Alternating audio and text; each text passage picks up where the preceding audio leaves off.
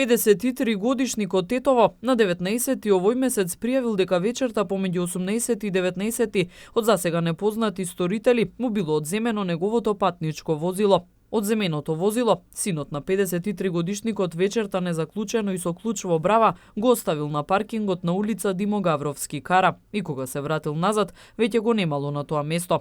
Полицијата превзема мерки и активности за откривање на сторителите. Во рамките на планираните засилени превентивно-контролни сообраќајни активности, вчера во Тетово и Гостивар биле спроведени акцијски контроли за пристигнување и обиколување.